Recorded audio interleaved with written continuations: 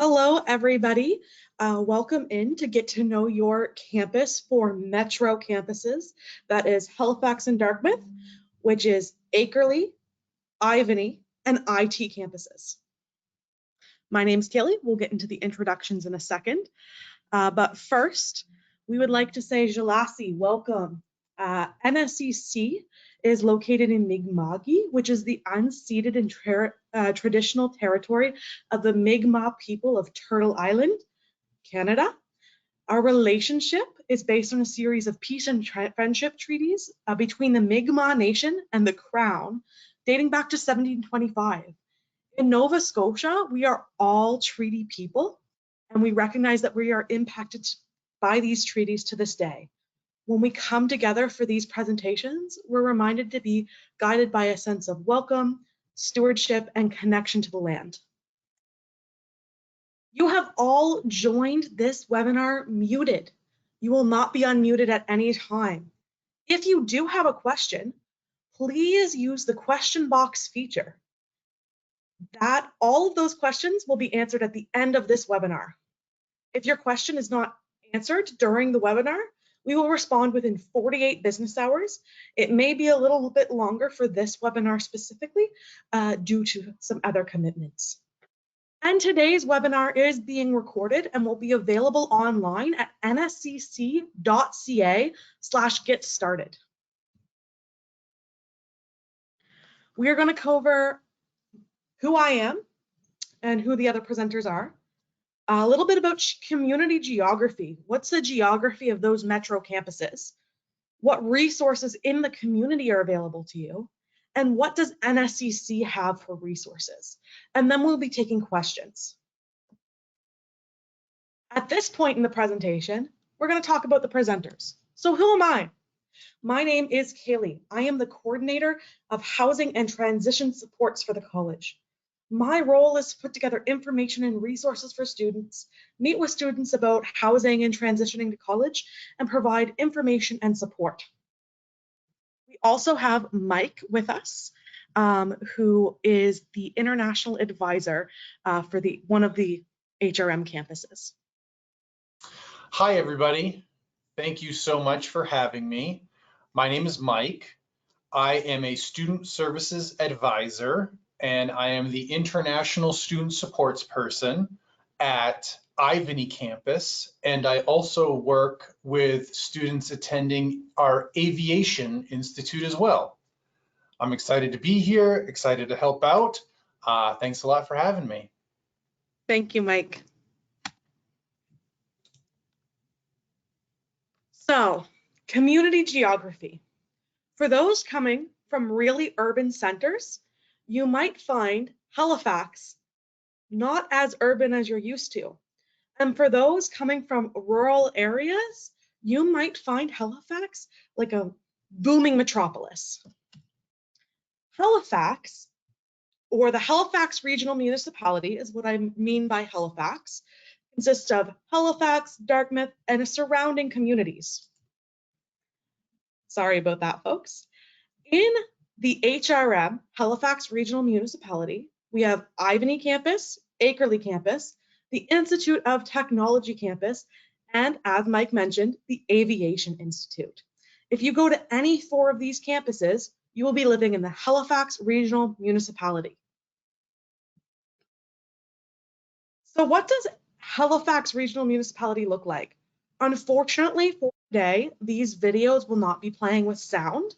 However, you will get the PDF of this presentation and you'll be able to go watch these videos with sound.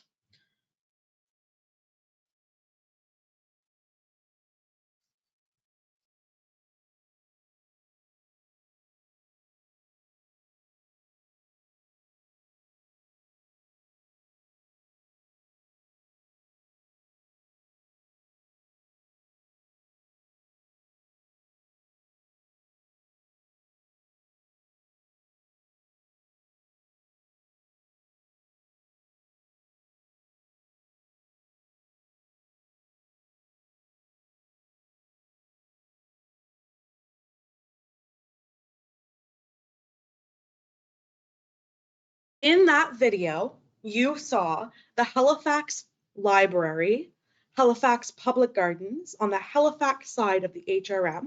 You also saw the Halifax Basin, or Bedford Basin, which is the harbor that splits Dartmouth and Halifax. You saw a boat going in between, likely the ferry. So you will have noticed that there were some great beaches in that video. There was also urban centers in that video. We're going to be watching one more that is slightly longer, but we're not going to be watching the whole video.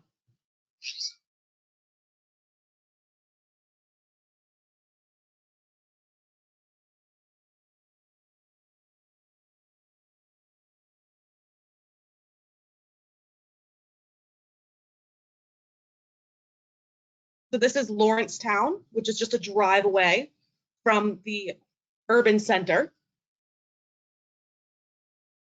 This is downtown Dartmouth. The waterfronts, Halifax,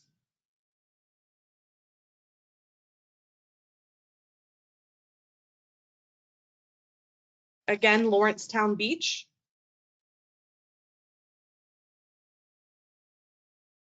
Halifax waterfront,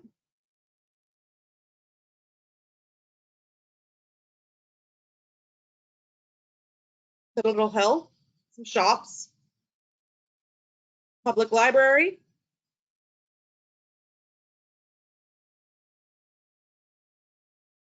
so again, you saw a lot of the different aspects of Halifax. And I would like to highlight that these videos are designed by the Nova Scotia Tourism Board. So they are designed as very eye-catching videos to encourage tourism.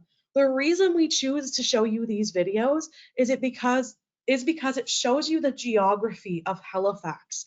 You have really dense urban centers, but within a 10 to 15 minute drive, you have Lawrencetown, which is a very nice community with a beach that's known for surfing.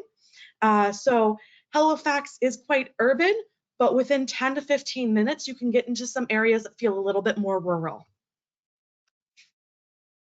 So Halifax and Dartmouth is just under 40 kilometers away from the Halifax Airport, which is located in Enfield, Nova Scotia. So if you folks are flying in from another part of Canada or another country, you will be coming into Enfield, Nova Scotia, which is not Halifax City. It is a 30 to 40 minute drive from the Halifax Airport, depending on where you are going in the Halifax Regional Municipality.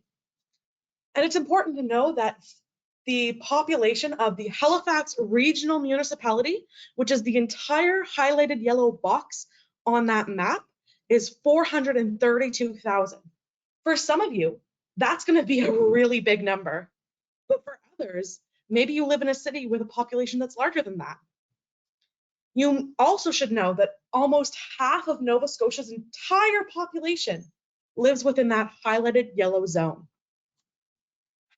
It also has a public transit system. And as a student of Metro campuses, you get a Metro transit pass with your student ID. So it's really important in September that you get your student ID so that you don't have to pay the bus fares. It's already paid as part of your student fees. Again, arrival in Nova Scotia and transportation in Nova Scotia. One thing that's important to note is there's no trains that travel between communities. So, sorry about that again. So when you come into Halifax International Airport, you may have to take a bus, a shuttle, a taxi, or rent a car to get to your community and to your accommodation. Again, there is no trains traveling between any community in Nova Scotia. You might say, this is all great. Thank you for the overview, but I want to know a little bit more about what's available to me in the communities. If you're coming with a family, it's important to register your youth in schools. The Halifax Regional Center for Education is where you're going to go to register them in the English-based public school system. But there's also Conseil Scolaire Acadien Provincial, which is the French-based school system in Nova Scotia. So you have options. If you are a primary French speaker or you have a youth that you would like to learn French as the primary language, you should contact the Conseil Scolaire Acadien Provincial for the closest school to where you're going to be living. Those school districts and school organizations can also help you in ensuring you're registering your youth properly. So when you get the PDFs of these slides, you'll be able to click that school's link and go to the Halifax Center, Regional Center for Education, and find a contact to get your youth registered in school. If you have youth as well, you're going to have to know that finding childcare in Nova Scotia can be challenging and expensive. If you need childcare, you're going to have to contact organizations early, and you may even have to get added onto a wait list. That childcare that's highlighted in blue or typed in blue and underlined takes you to the Nova Scotia government list of provincial and registered childcare associations. So that link will help you find a childcare organization that's within your community. You might have to contact a few different ones. In the HRM, you are privileged in the sense that there are much more childcare facilities within the Halifax Regional Municipality than other organizations.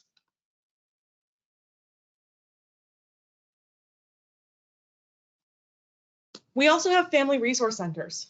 So in Nova Scotia, there are a variety of different family resource centers that offer programming, education, and supports to families.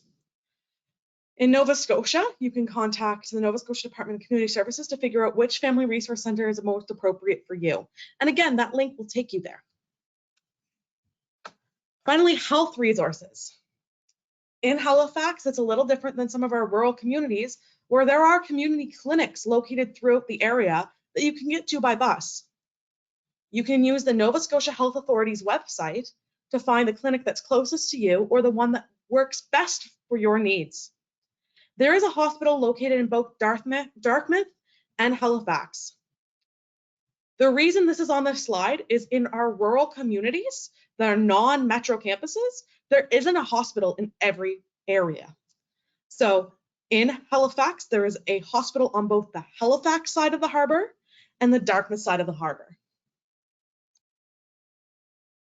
Recreation.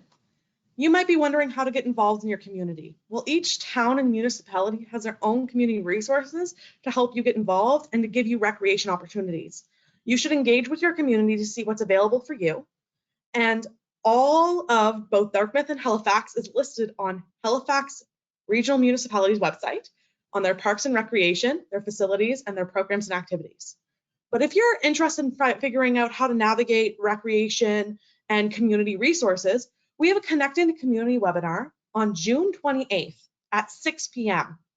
That webinar we are bringing together some provincial partners to talk about the recreation, the community, and the business resources that you will be able to connect with when you're at NSCC. So highly recommend registering for that webinar, and you can do so at nscc.ca/getstarted/events. Recycling.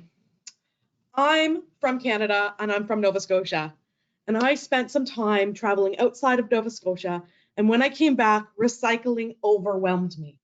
It's okay to be overwhelmed by recycling. What you'll see on the one side of this slide is a recycling guide. Each community has one, and in the Halifax Regional Municipality, they're offered in multiple different languages. So you may not have the best English right now, or maybe you're more comfortable with French or Mi'kmaq or Arabic. You can find a recycling guide in your language or contact your municipality if you need one in a language that's not offered. Go to their website to check out their recycling guides, and they also have helpful tools to help you learn what goes where. So all fine and dandy. I've talked a lot about what's offered in the community. What about the geography of Halifax? The fact there's no trains. But what about what NSCC offers? We have a lot of provincial-wide resources. Our library and learning commons host a variety of services, including tutoring, writing centers, research help, English second language support, career services. So if you want help with your resume, you can go and talk to career services. And if you're trying to figure out how to get a job as a student, career resources is a great support.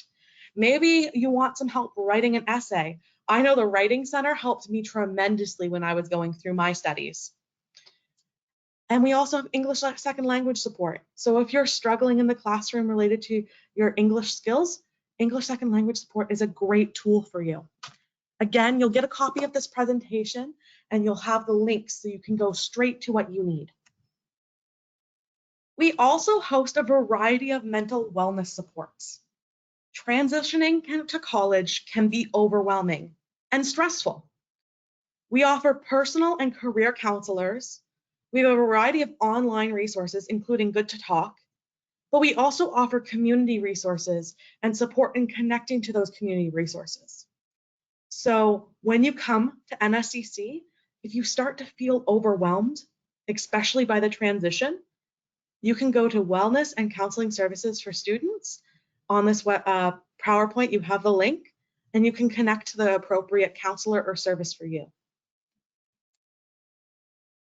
Each campus has student service advisors. So they're your personal advising team. If they haven't already reached out to you, you'll get to know who they are during orientation. They're assigned to you based on your campus and your program. So if you're in business at Akerley, it's going to be different than business at Ivany.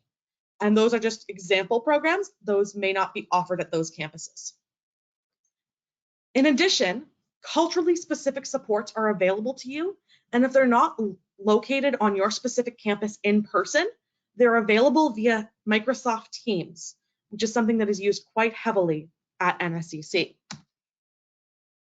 For Black and African descendant supports are available for those students of African descent. They can help you find the information, cultural specific supports, and academic supports that you need to succeed. And again, those contacts are on this PowerPoint, and you'll get a copy of it at the end of the presentation. We also offer Indigenous supports for students of First Nation, Métis, and Inuit descent. If you are an Indigenous student not from those identities, please still contact your Indigenous supports. They can help answer your questions and help you find the information, cultural specific resources, and academic supports that you need to succeed. If you're not an Indigenous person, but you would like to learn more about Indigenous culture, you may also connect with the Indigenous supports on your campus to learn more or to figure out which community resource you should go to. And again, the contacts are on this presentation. And I'll have Mike come on to talk about the international supports available, as that's his role. Thanks. All awesome information so far. International student supports, for those of you who are at Institute of Technology or Akerley campus and working with Jenny, or myself, students who are work at Ivany campus or aviation. International student supports help students navigate everything from right now, where many of you are maybe going through your study permit process. Maybe your study permit has been approved and you're getting ready to come end of summer. Through orientation, your first few weeks, your first few months being a student here in Metro, and then transitioning into your second semester, completing your first year, maybe completing your program. It's a one-year program. And then as you go through the program, your international student supports will be able to be a fantastic resource if you don't know where to go regarding something. We talked also about student services advisors. We are all student services advisors who have a specialty supporting international students. I just can't stress enough that we are the resource that you can go to when you do not know where to go. So if you have questions about doing a DLI transfer, maybe some of our international students have been studying at one school here in Canada, and now they're transferring over to NSCC. we can help with that DLI transfer. Maybe some of our international students may need to extend or renew their study permit. We have guides that have been created by immigration advisors that we can make sure that you understand and are able to access those guides to do permits. We also want to make sure that all of our students who need a co-op work permit understand that they need a co-op work permit, what that co-op work permit is used for, and if they need to apply for one and get one before they go out on any work placement or clinical, the student supports, international student supports can certainly help that out. If you have questions about how your health insurance works, how your virtual health insurance works, how you and maybe your partner that has an open work permit might be eligible for MSI, which is the Nova Scotia government health insurance. Jenny and myself are great resources to go to kind of help you navigate not only important pieces and policies about being a student at NSCC, but just kind of being a new person in the community here in Nova Scotia, here in Halifax, Dartmouth, Cole Harbour, HRM in general. So on behalf of Jenny and I, we're super excited to be working with everybody throughout the summer, and super excited to be seeing everybody come September when we start classes. Thank you so much, Mike. While we're also talking about international supports, I would like to stress the importance, if you are an international student, for downloading the iSent app. If you are an international student, downloading the iSent app is mandatory. You upload your study permit in the iSent app before August 4th. The iSent app also has a variety of different resources from housing to health insurance that you can navigate through as well, and where to go for what resource that you need. So again, if you are an international student, download the iSent app, it is mandatory, and upload your study permit or your letter of introduction by August 4th, as that is the deadline for international students and for uploading that study permit. You will get a notification through the iSent app once your study permit has been approved or your letter of introduction has been approved. That's also how they will communicate if you need a co-op work permit and who to contact for that.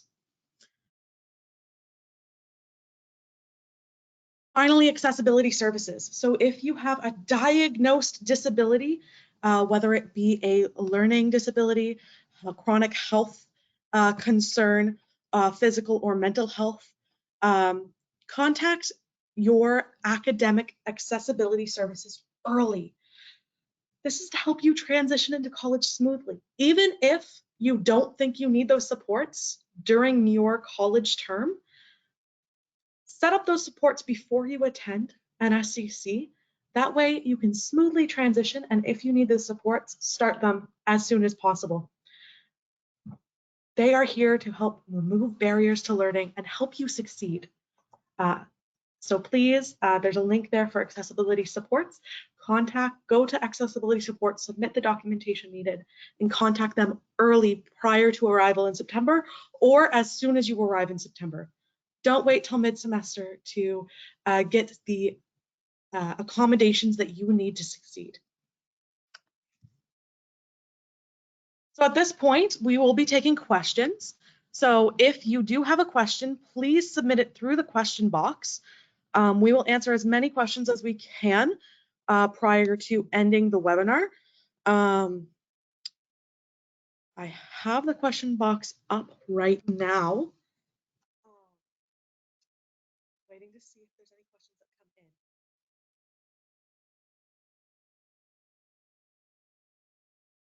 So Mike, one of the questions that we got is, what is the recommended way to get from the Halifax airport to my community? Do you have anything to speak about that before I go into answering that question?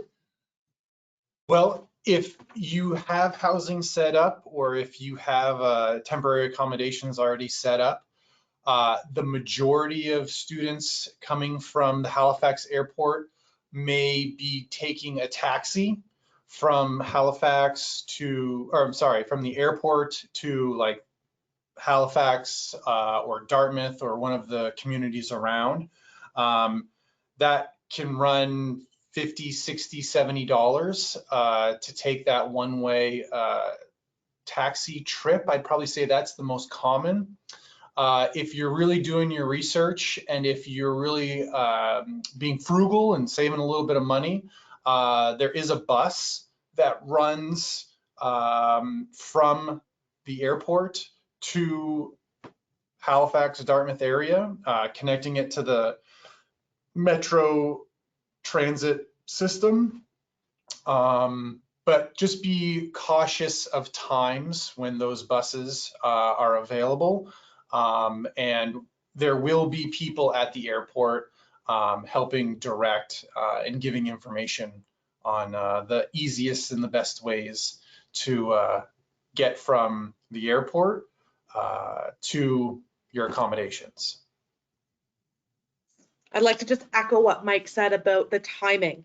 If you arrive in the airport in the evening in Atlantic Standard Time, the bus may not be running. So you need to look at the time that your flight arrives and the time that the last bus leaves. You also should probably buy your bus ticket ahead of time if you're taking Maritime bus. You may end up having to stay in a hotel if you're planning to take the bus and you arrive at 1 a.m. and the first bus leaves at 7 a.m. So be prepared for that as well. Cabs are a good option. There's also rental car companies as well, and there will be an arrival desk. So the next question is there anything that I will have to do as soon as I arrive that I will have to come to the school for?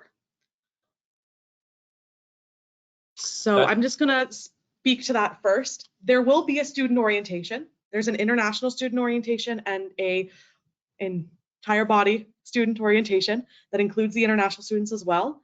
During that time, you'll get your student ID and other and your books and your schedule. So Mike, do you want to branch off of that? So starting in early August, you're going to get communication from either myself or Jenny or your advisor that is tied to you through your program. And that email will start to describe things that we call August services. August services starts in mid-August, and it's an opportunity for people to come to campus if they would like. You can pick up your ID. If you've filled out the form online, uploaded your picture, you'll get an email saying your ID has been printed. You can come pick it up at campus. Also, during August services, you can go to campus and select a locker on campus and put a lock on it, and that will be your locker for the entire year. If you want to start buying and collecting all your textbooks, you can do that as well during August services. But also just kind of like walking around campus, walking around the building and becoming familiar with the spaces. I definitely recommend that if you have time those last 2 weeks of August.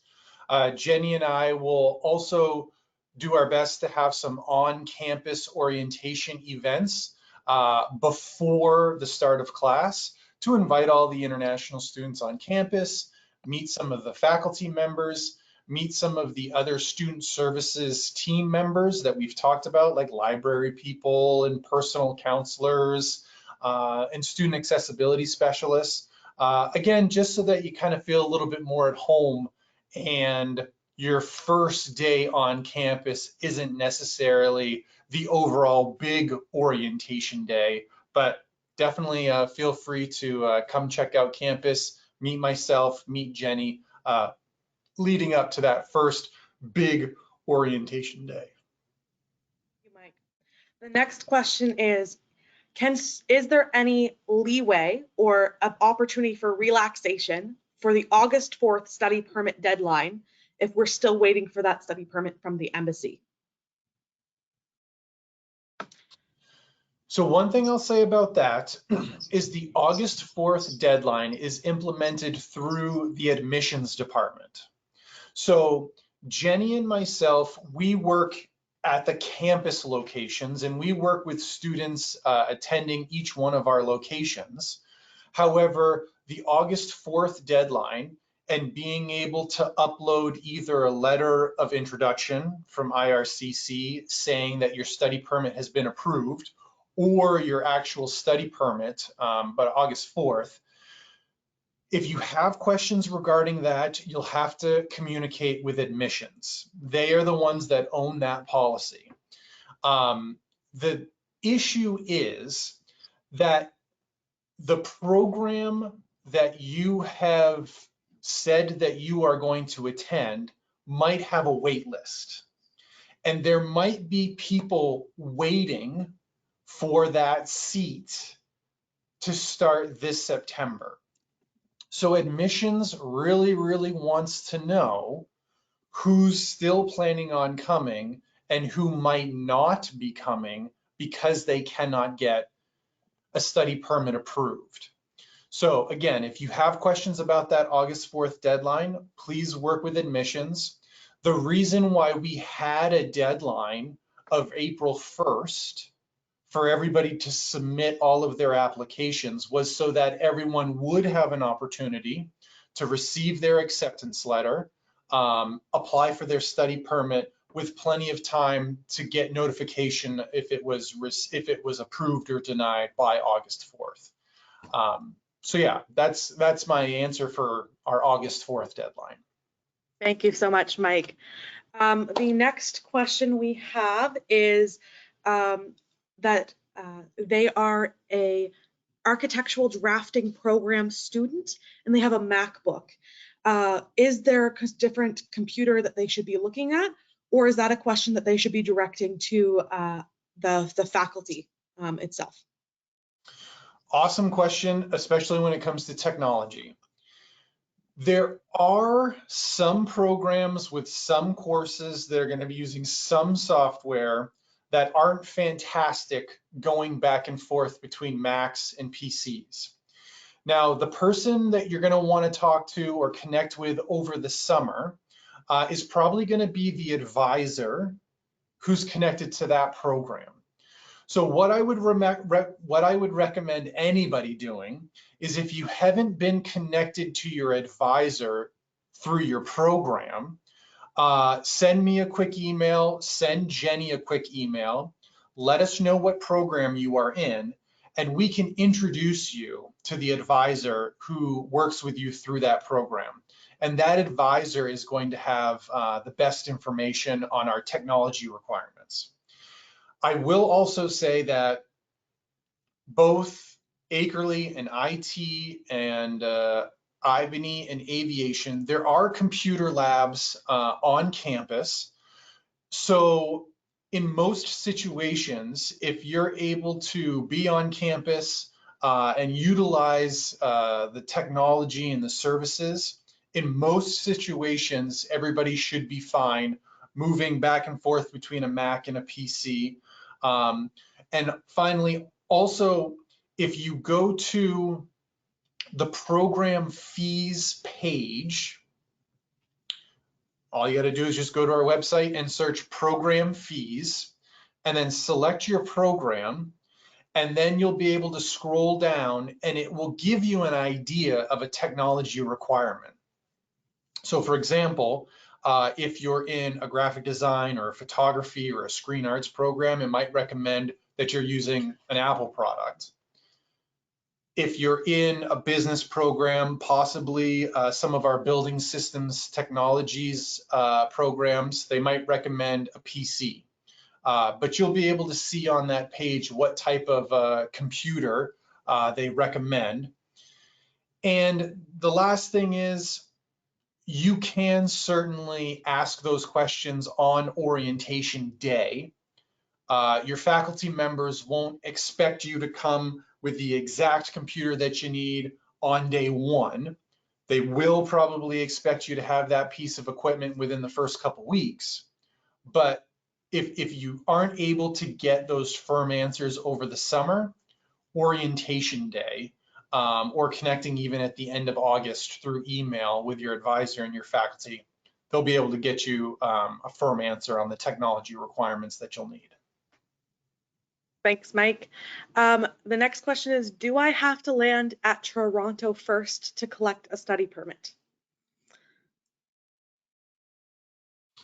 We have international students coming into Canada from all over and arriving at many different ports of entry. So some of our students might first land in Toronto, or might first land in Vancouver, might first land in Halifax or an airport in Quebec when traveling from outside of the country. As long as you're able to land at a port of entry airport, show your letter of introduction, your passports, your visas, and get that study permit at the border. That's what all of our international students have been doing in the past.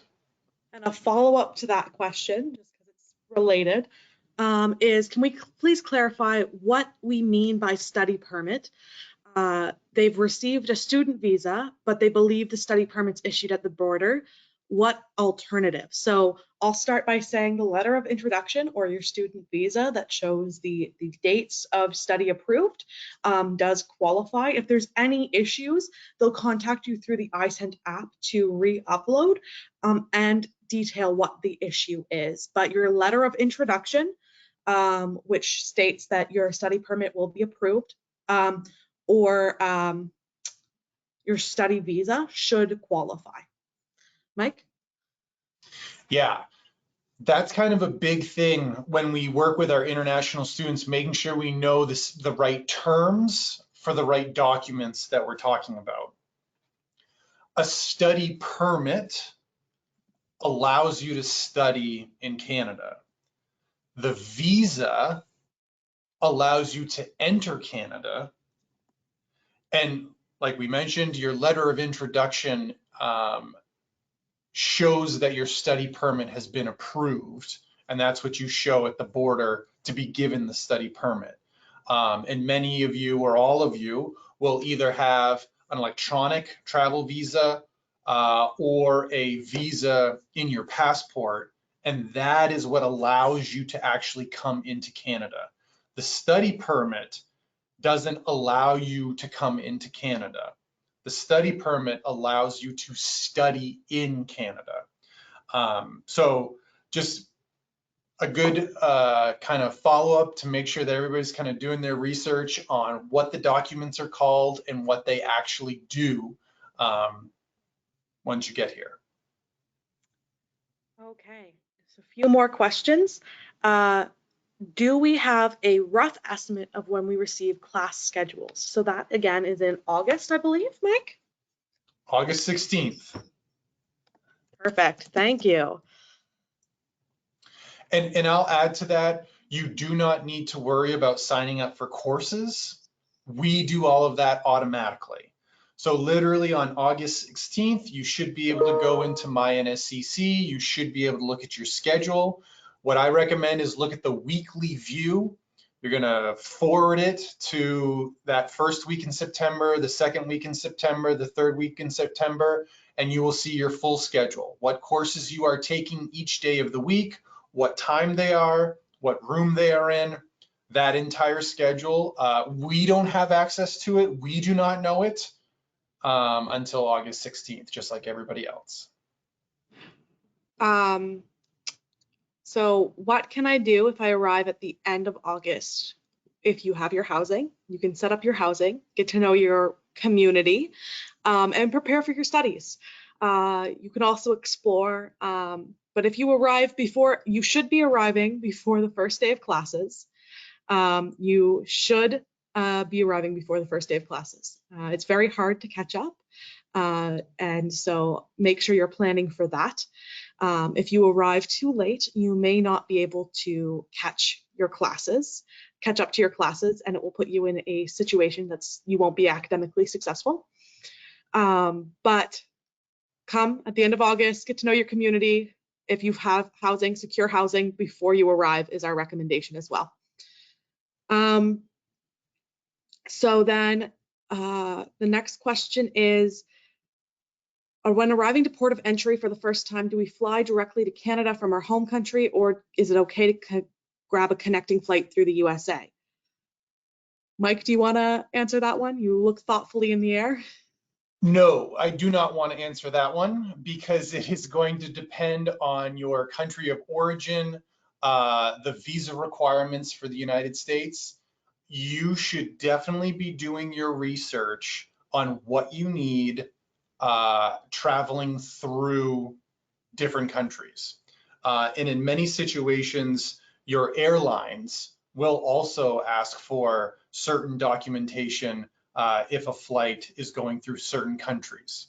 So I'm definitely not going to answer that question. I'm going to ask And I think that was the best answer you could provide. Definitely do your research on your own home country, visa requirements, traveling through other countries, and just make sure you know what you need. So can we modify classes after receiving the schedule on the 16th? One thing I would like to highlight is NSCC classes do not work like other university institutes. They are quite structured. Moving all of your classes to the morning or in the evening will not work. So you will get your class schedule and there won't be very much, if any, movement.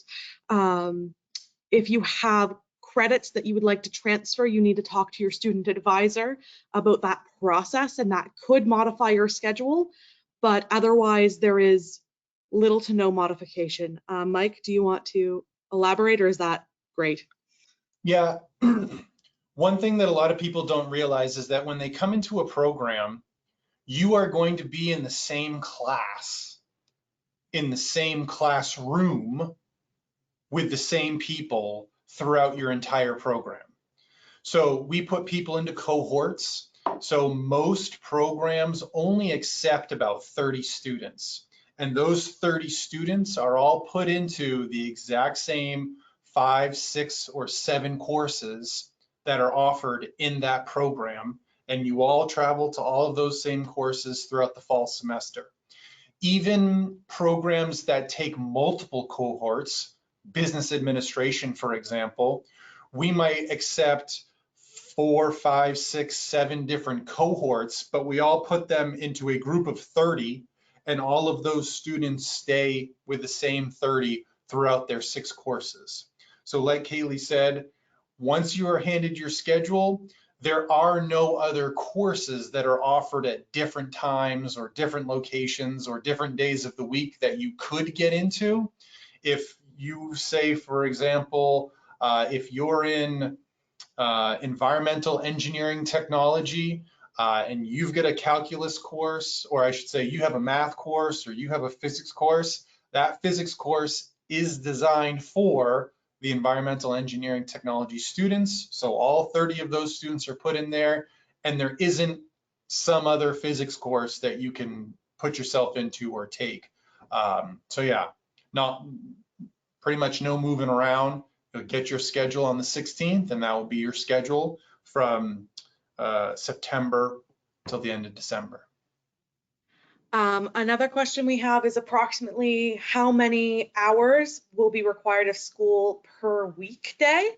That will be greatly dependent on your program, the course structure, but typically a typical course day at NSCC is like an 8 to 4. It is like going to a job, and sort of connected to that is employment. If you're planning to be employed as a student, it's probably going to be a part-time evening weekend. You will have to look at how many hours you're allowed to work, especially if you're an international student. You should be planning to be able to take care of yourself for a good amount of time in Nova Scotia with your own funds without employment. If you work 20 hours a week at minimum wage, which is typically the jobs our students end up getting while they're in studies, you'll be making about $1,000 a month without taxes being taken off, and you need to consider that as well. So that is based on our cost of living, not often enough for you to live in Nova Scotia. So you need to be financially prepared for that as well. But yes, our school day is typically 8 to 4. It's pretty intensive. You will have some homework that you have to do afterwards as well, assignments that you'll have to do after hours and hand in during school hours. And then if you're wanting to work on top of that, it will probably be evenings and weekends. Check how many hours you're allowed to work if you are coming in with a visa, depending on what visa you have and what permits you have as an international student. But also be prepared to not have that employment right away, because you're going to have to figure out how you can balance your studies with employment as well. Anything to add to that, Mike? Nope. Perfect. That was a good one. And then the last question we have here right now is, how many courses do we need to be considered a full-time student? You want to take that one, Mike? The policy at NSCC is that if you are enrolled in 60% or more of a regular course load, you're considered a full-time student. So if you do decide that you'd like to maybe transfer credits from other institutions, work very closely with your advisor or myself or with Jenny to make sure that you're not transferring so many courses so that you become a part-time student. Because obviously being a part-time student as an international student, 99.9% of the time, that is to be avoided. So I always give the example of business administration. You will be enrolled in 6 courses each semester. If you transfer 1 and you stay in 5, you're still a full-time student. If you stay in 4, you're still just barely above that 60% threshold, which is great. 60 and above, you're still a full-time student. But if you drop that 3rd course, now you've hit 50%. Now you are a part-time student. Now there are lots of challenges regarding your study permit and your eligibility for a postgraduate work permit at the end of the program. So it's a great question. Stay in 60% or more to stay a full-time student. And the other thing that I'll say and just throw on there, in most situations, courses are only offered once a year. And sometimes courses have prerequisites and co-requisites. So the biggest piece of information that Jenny and I always give to international students is do your best to pass all of your courses and everything should be fine. If unfortunately some courses are not passed, that can cause challenges and big problems with students down the road who are trying to stay full-time. We'll talk about that a lot over the summer and orientation and in our emails in the fall. But yeah, just make sure that you stay full-time above 60% of a normal class load. And the last question that we have here too is, can someone at NSCC help find housing? My role is housing and transition supports. So if you would like support in getting resources, please email housing@nscc.ca. It is really important to know that it's the responsibility of the student to secure their own accommodations. What does that mean? That means you as a student have to secure your own accommodations. That's due to the Nova Scotia Tenancies Act, which was covered in the housing, Get Started with Housing and Renting in Nova Scotia webinars, which I would highly recommend you review as well as the cost of living and places for students. But you can email me at housing@nscc.ca to get those links. And we've already answered the how we get you get the student ID. You'll get an email in August, and then you will end up uploading your photo and picking it up at the campus specifically. And for insurance-based questions, I would recommend you email Mike or Jenny because they will be able to support you much better on an individual basis. So for questions about your insurance plans, please contact Mike or Jenny. At this point, I would like to highlight some upcoming webinars. Tomorrow we have Recognizing Rental Scams, which is a really important webinar about what you may experience if you're not from Nova Scotia or you're from Nova Scotia, and red flags for rental scams. As I mentioned, there's one the week after about, or next week, sorry, connecting to your community with some provincial partners. And finally, you're going to be receiving an email with a PDF of this presentation, a link for feedback, and your feedback helps us continue to improve our housing and transition supports at NSCC.